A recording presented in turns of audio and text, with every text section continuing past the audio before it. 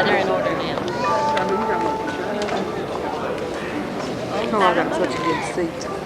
He didn't care. That's what I heard. That was fine. I don't care. Being a steward is always last to be on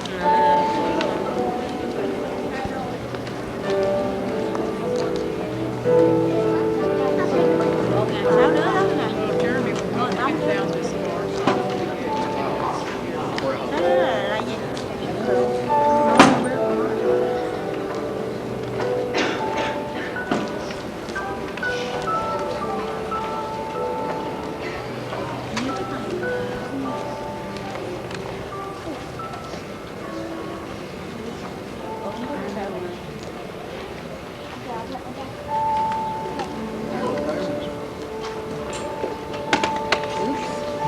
Is that her camera? Yeah.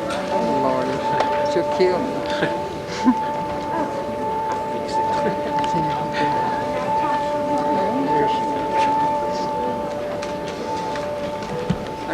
Doveva subito paesare.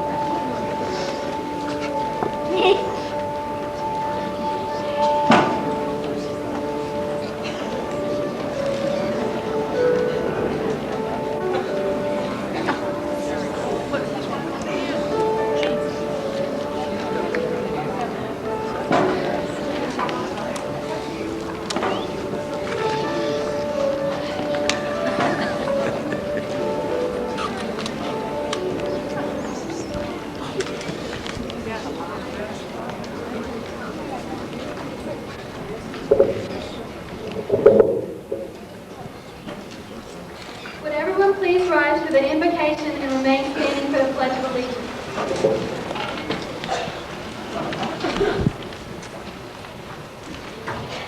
Dear Father, thank you for this beautiful day in which we gather to honor our new members. We know they have worked hard to achieve this honor. We say thank you also to their parents and teachers for providing them guidance, love, and an honorable example. Be with them, Father, and us as we continue in the path of knowledge, scholarship, citizenship, service, leadership, and character. Help us to be leaders at our school and throughout our lives so that we can encourage and motivate our friends to achieve their best. And finally, Father, we thank you for your gift of life and eternal love for us, your children. Amen.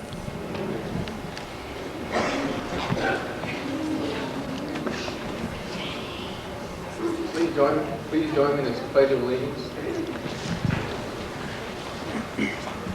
I'll pledge Allegiance to the flag of the United States of America and to the republic for which it stands, one nation, under God, indivisible, with liberty and justice for all.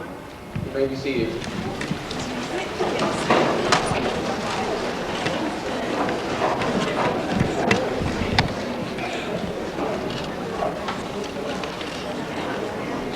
We welcome you tonight to the National Junior Honor Society induction ceremony, and we're very proud to have you here. We're very excited about these young people and what they've accomplished.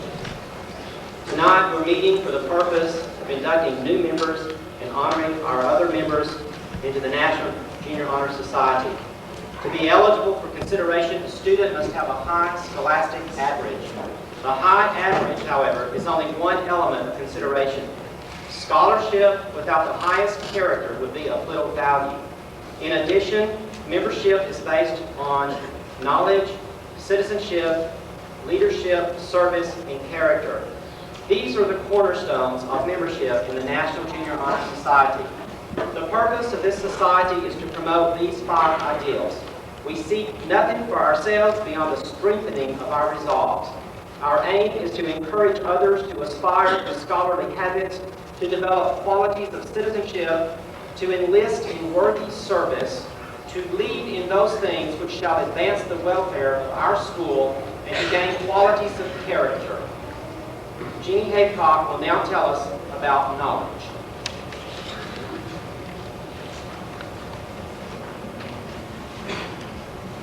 It's most appropriate that the first candle to be lit represent knowledge.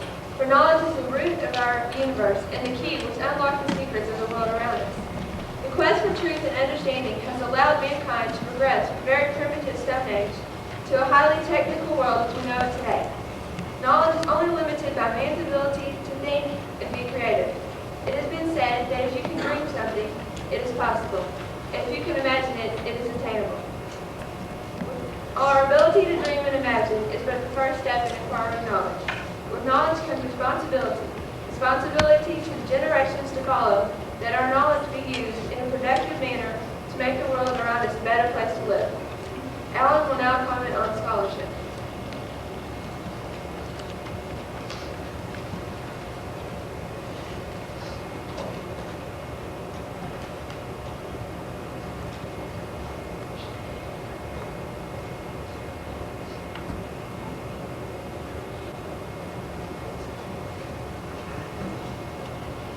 The light of the gold candle signifies the goal of wisdom. Even as the glow of this candle widens the circle of light, every additional bit of information enlarges the horizon of one's world.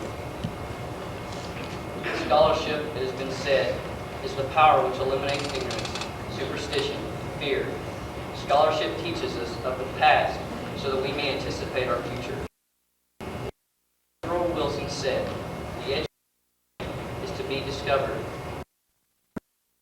by temper of his mind, by his attitude, his fair way of thinking. He can discriminate. He can combine ideas and perceive whither they lead. He has insight and comprehension. His mind is a practiced instrument of appreciation." Although much more can be said, we should realize that the values gained from our education repay us 1,000-fold for the time spent in obtaining our education. Scholarship is an important ingredient for a member of the National Junior Honor Society. Melissa will now tell us of the value of citizenship.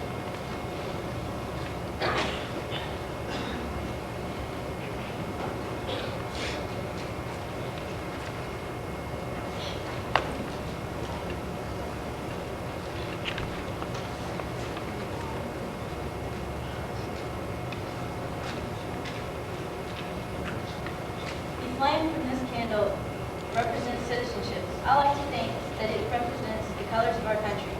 Our citizenship implies unity of purpose and unselfishness, and striving for the common good. We may remember the strength of Nathan Hill's, "I regret that I have but one life to give to my country." It is here that we learn the principles of citizenship to love our country. It is here that we learn of those before us who have served this country well. Each of us here must accept the challenge of citizenship. Wendy will now comment on the importance of service.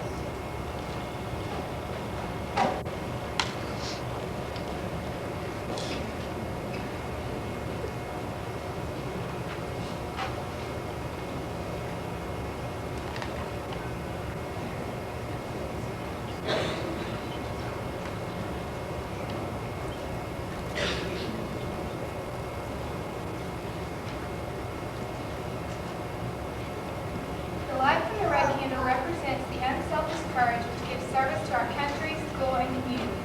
Those who serve others are repaid with satisfaction and a feeling of goodwill that comes from within. Service really begins with the way we treat each other. The small courtesies of excuse you and thank you are related to the concept of service as they build goodwill and friendship.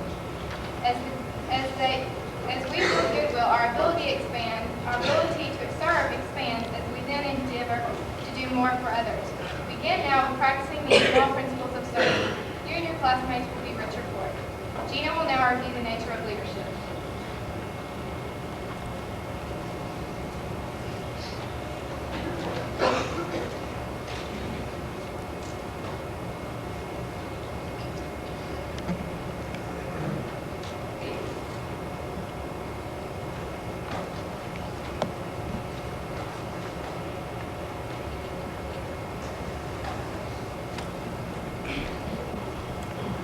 Leadership is represented by the royal color of purple.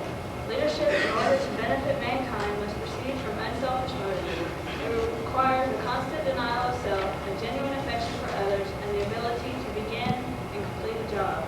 Leadership in school is demonstrated in many ways. It may mean holding an office in a school club, participating in the band or on a team, or by standing up for a principle you know to be right. Not all leaders hold office, but usually they do the right thing and they lead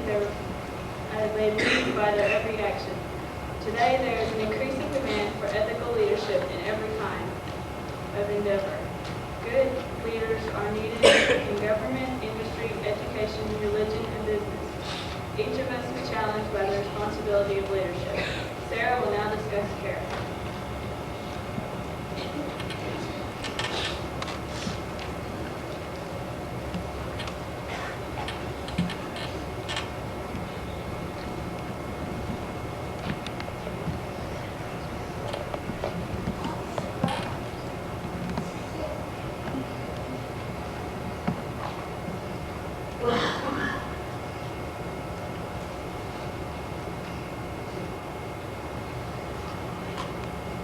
The green candle and its light, combined with the light from the others, represents growth.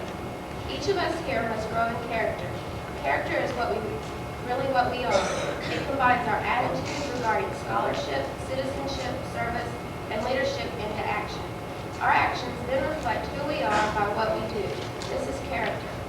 Each person here must work toward the many qualities embodied in character: honesty, cooperation, courtesy, fair play, and self-sacrifice are but a few.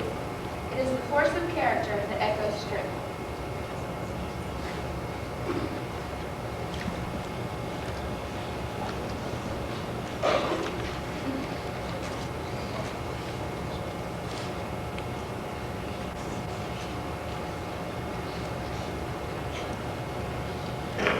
Six candles representing knowledge, scholarship, citizenship, service, leadership, and character have now been lighted.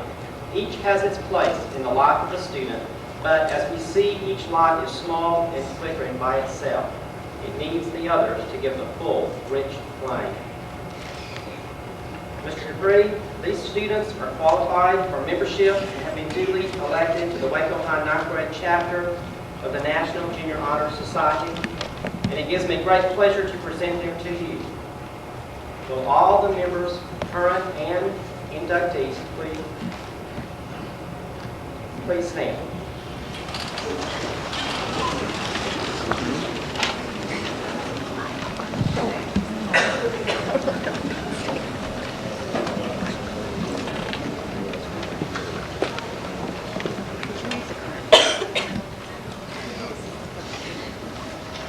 On behalf of the faculty of Waco 9th grade school, I hereby accept these candidates as full-fledged members of this society. I hope they will be found worthy of the trust imposed upon them. Now, with the candidates, please repeat the pledge.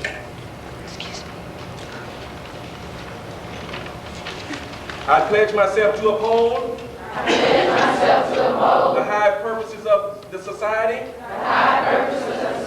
to which I have been selected. I will be true to the principles for which it stands. I will be loyal to my school. I will maintain and encourage high standards of scholarship, citizenship, service, leadership, and character. You may be seated.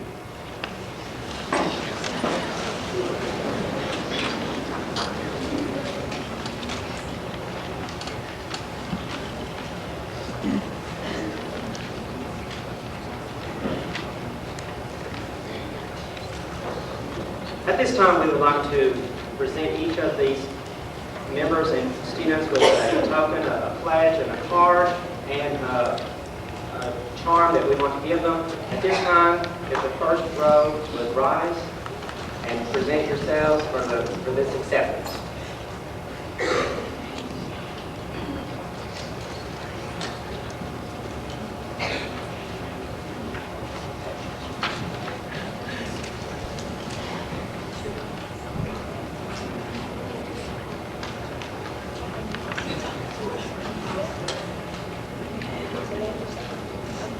Christy Abel.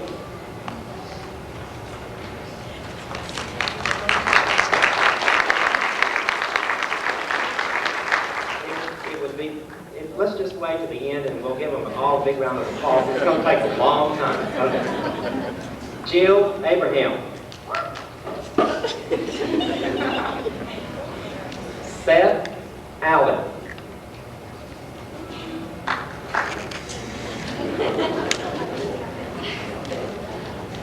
Heather Bonson.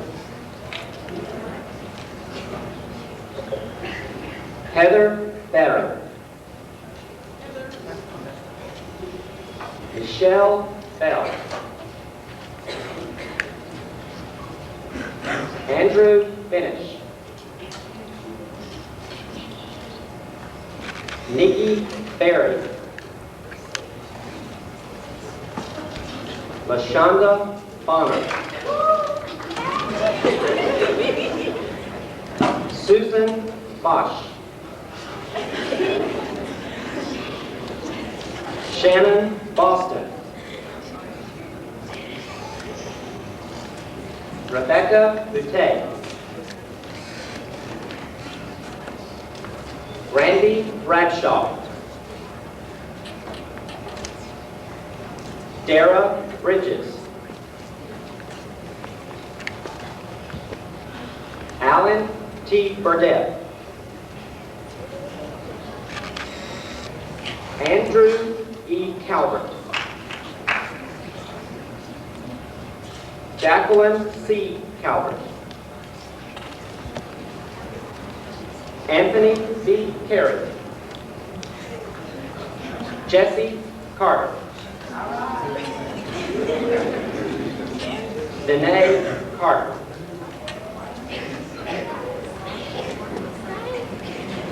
Emily Carter. Shauna Cashaw. Sharika Clayton. Melissa Crane. Yolanda DeGreat. Shannon Dahoney. Shayla Duffy. Rachel Estelle. Gail Franklin. Amanda Gahagan. Demetria Jen. Patricia Griffith. Jenny Haycock. Matthew Hand. Corey Hawkins. Micah Herbert. Jason Hempstead. Niels Holgerson. Corey Hooten.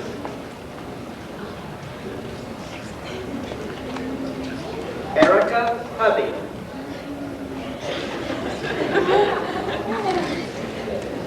Keely Jackson. Tamaria Johnson.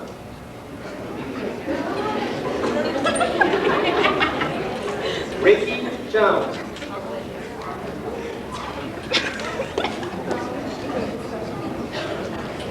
Audra Canuck.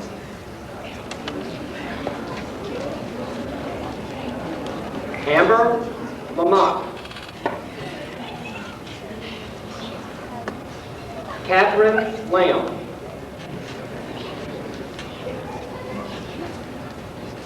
Danny Long.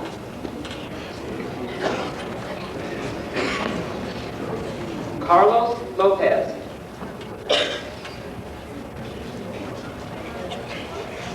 Tyranda McMurray.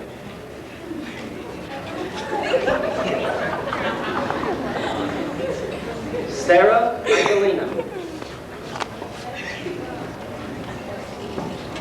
Noel Mayfield.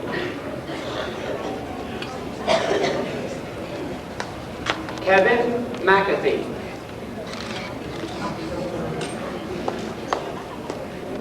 Keisha McCoy. Tanisha McDonald. Casey McDowell. Sonia Mercer. Joe Middlebrook. Joshua Murray. B. Wynn. Gene Nixon.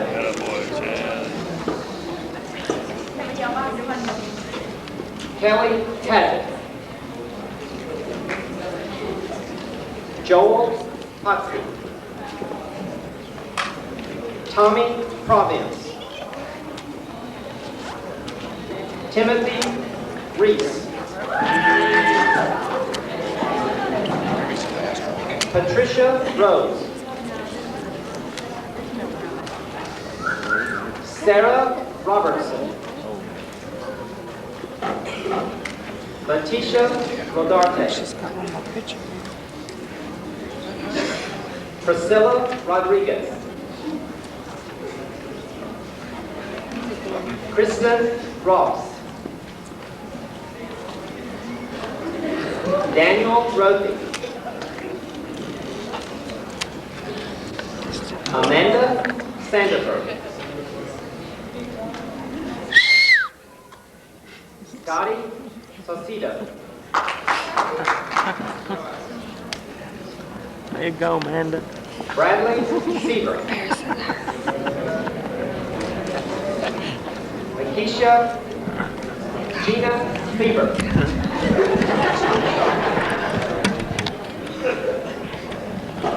Makisha Smith.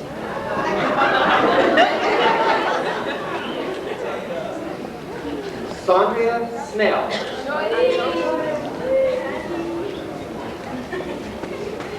James Stewart. All right, James. Jeremy Stewart. Stephen Stroud. Melissa Tostado.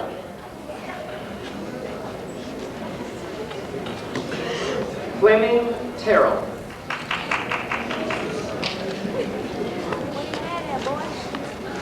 Shaniqua Thompson.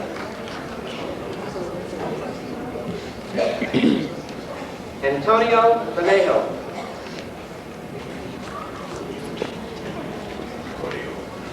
Joshua Ward. Lakeisha Whitfield.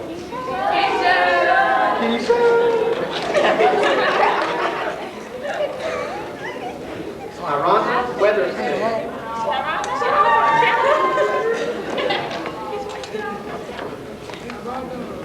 Wendy Willis.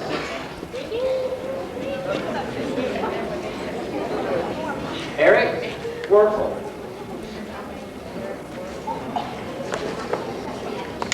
Sarah Young.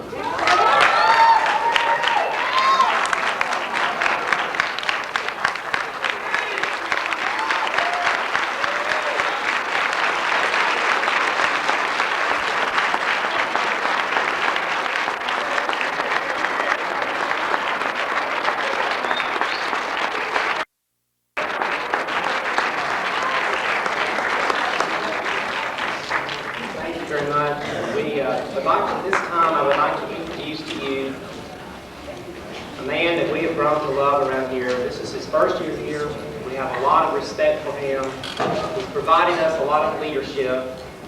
And to be a principal is a difficult job because not only do you lead teachers and students and employees and community people, and to pull all of that together is a tremendous responsibility.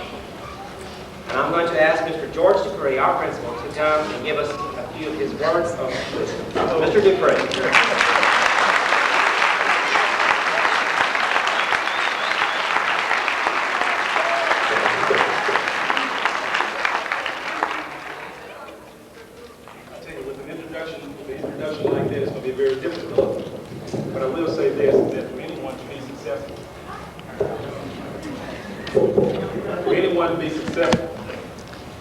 you have to have a support group. You have to have some people that are committed and dedicated toward what you need done in terms of goals and objectives. And these are the people that I would like to stand, because I want you to recognize them as a whole. First of all, I want to recognize Gerald Brewer, who is our counselor here. Would you please stand and remain standing?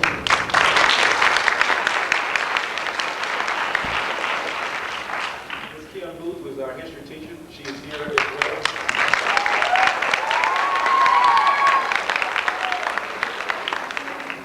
Ms. Francine Halliburton, who teaches English here as well.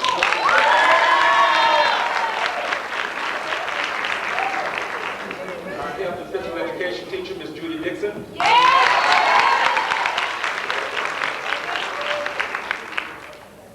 Our math department chair, Mrs. Joan Warner.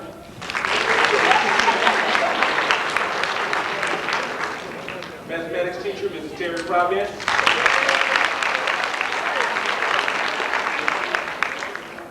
English teacher, Mrs. Louise Powell. Assistant principal, Mrs. North Sieber. Instructional facilitator, Ms. Miriam Moody.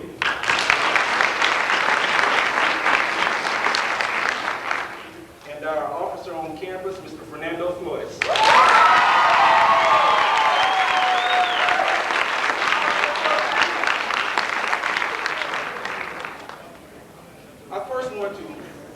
I'd like to thank these members of this National Junior Honor Society and the Faculty Council for this opportunity to speak a few words of encouragement to students, parents, and teachers, whom I have a great deal of respect. I'll be brief in my message, one of the reasons because I've been told to, and hopefully cause someone to think and act in a responsible manner for the benefit of all.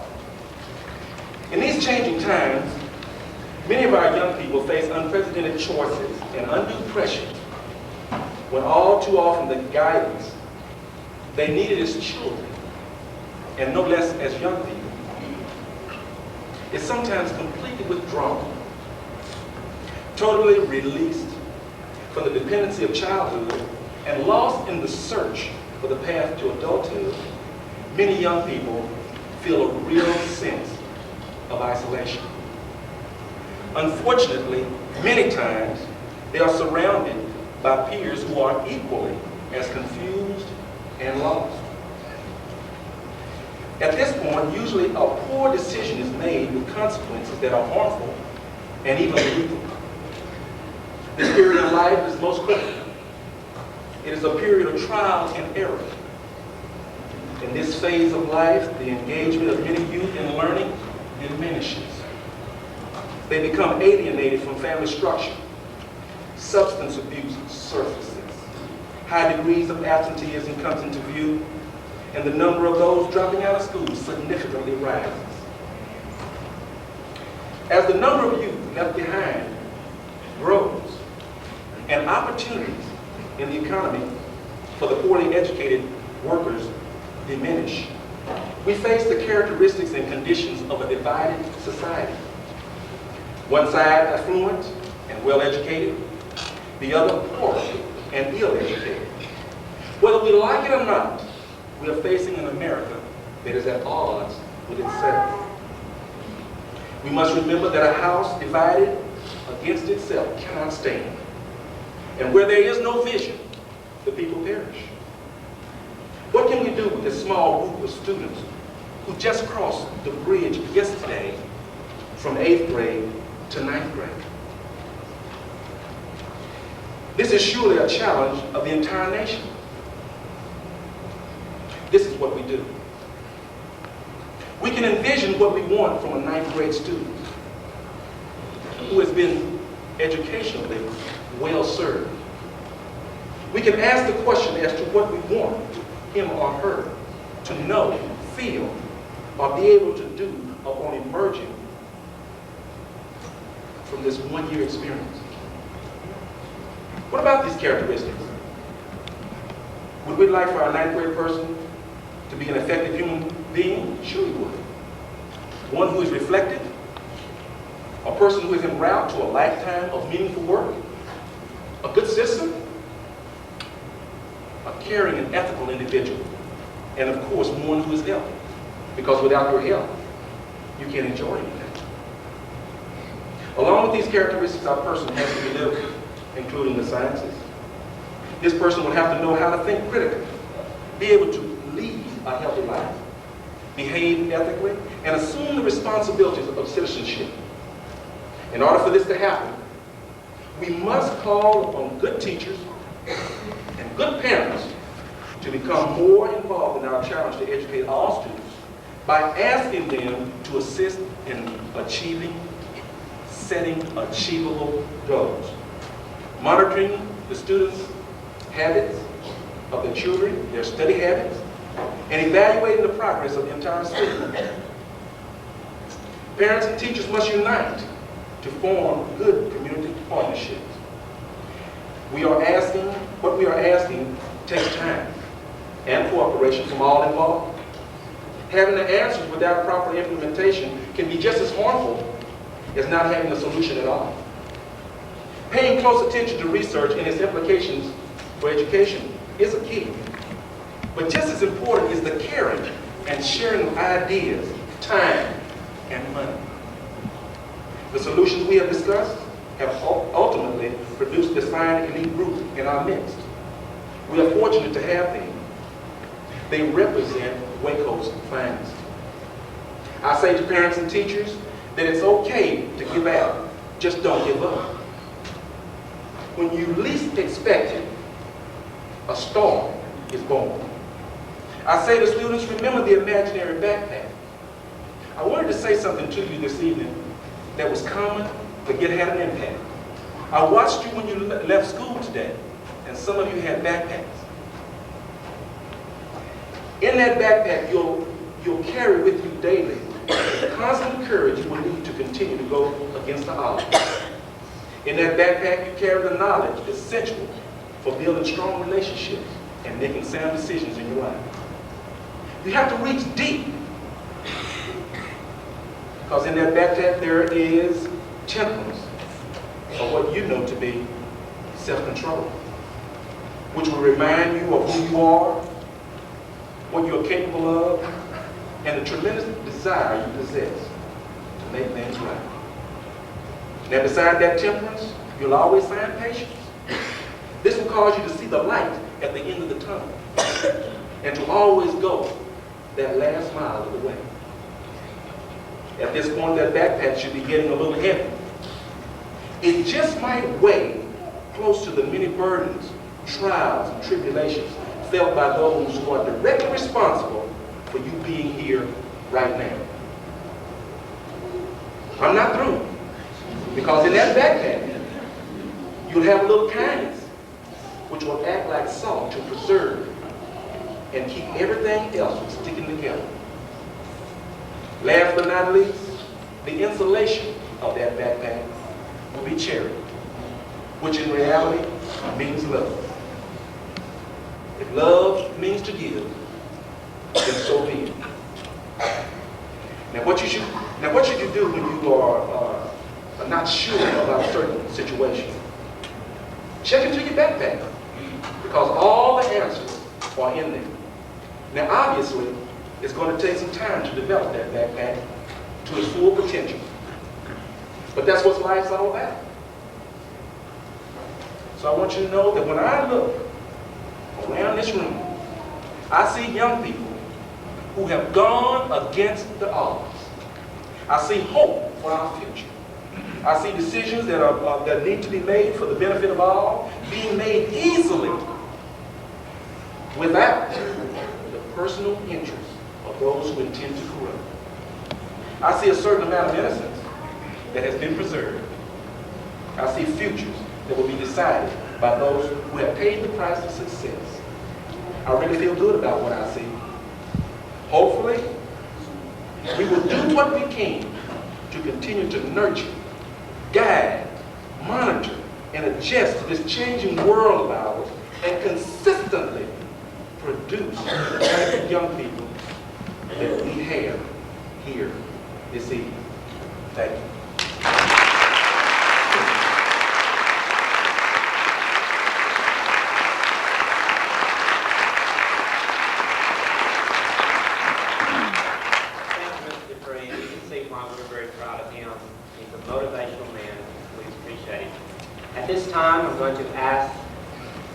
audience to remain seated.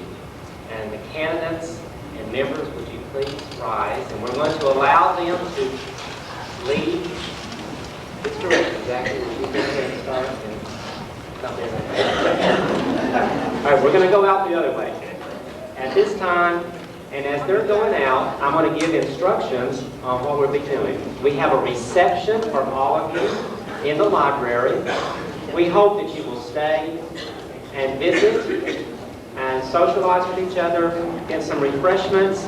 We look forward to visiting with you, and we thank you so much for your support of our students and our school. And as soon as they are out, you may be dismissed.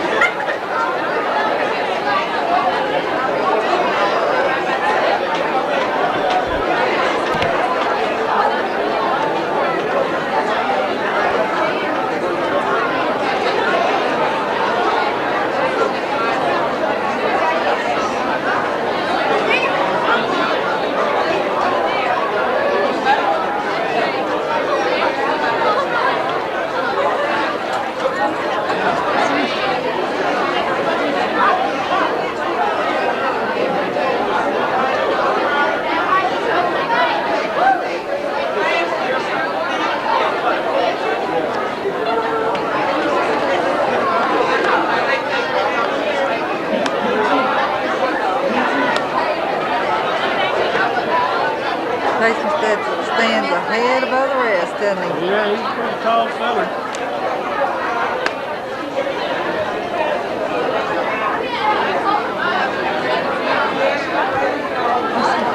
Oh, the Dorothy's on the other side of it.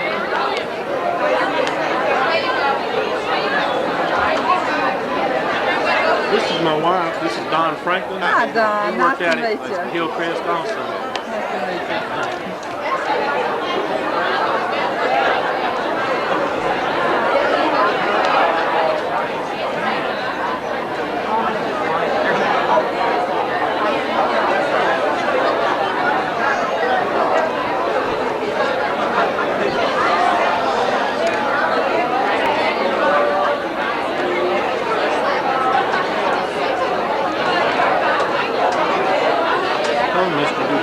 I've heard you speak on a number of occasions now. I said, you always do a real good job. We appreciate that. Yes, he really does. He is a highly educated man. He really is. Should be missing.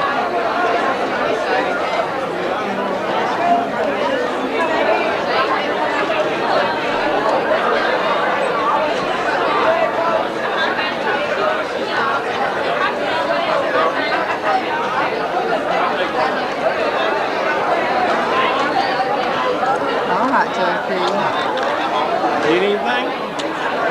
Yeah, cookie.